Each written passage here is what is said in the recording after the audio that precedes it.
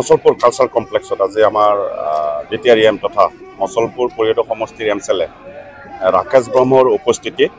ইয়াত এটা জইনিং কাৰ্যসূচী ৰখা হৈছিল আৰু জইনিং কাৰ্যসূচীটো ইতিমধ্যে পাৰ হৈ গ'ল আৰু ইয়াত 100 জনতকৈ অধিক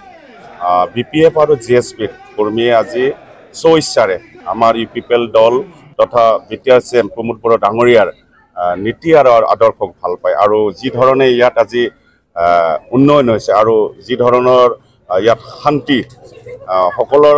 অঞ্চলতে ইয়াত বাস কৰিছে শান্তিয়ে সকলোৰে অন্তৰে সোমাই গৈছে তাৰ কাৰণে আজি 100তকৈ অধিক বিপিএফ আৰু জিএছপিৰ কৰ্মীয়ে আমাৰ ইউপিপিএল দলত যোগদান কৰিছে তেখেতৰ কথাটো একচুৱেলি আমি ক'বলৈ নাযাওঁ আৰু কিন্তু তেখেতে যি ধৰণৰ মিডিয়াত কয় তেখেত আচলতে মানসিকভাৱে ভাগৰি পৰিছে আৰু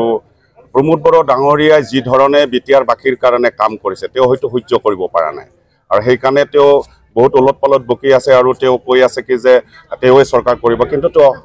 কোনো পধ্যে সম্ভৱ নহয় একেবাৰে অসম্ভৱ কাৰণ আমি আকৌ 2025ৰ যি নিৰ্বাচন হ'বলৈ গৈ আছে আমি তাত ইউপিপিএল দলে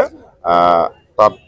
চৰকাৰ গঠন কৰিবলৈ সক্ষম হ'ব এই ক্ষেত্ৰত আমি এতিয়ালৈকে আমাৰ ওচৰত কোনো ইনফৰমেশ্যন নাই কিন্তু আমি তেখেতসকল আমি মিডিয়াত পাইছোঁ যে বিপিএফ দল ত্যাগ কৰিছে আৰু যদি তেখেতসকল আমাৰ ইউপিপিএল দলত আহে নিশ্চয় আমাৰ দলে তেখেতসকলক আদৰি ল'ব কাৰণ ঐক্য আৰু শান্তি আৰু প্ৰগতিৰ কথা চিন্তা চৰ্চা কৰি আছে আমাৰ দলে আমাৰ দলৰ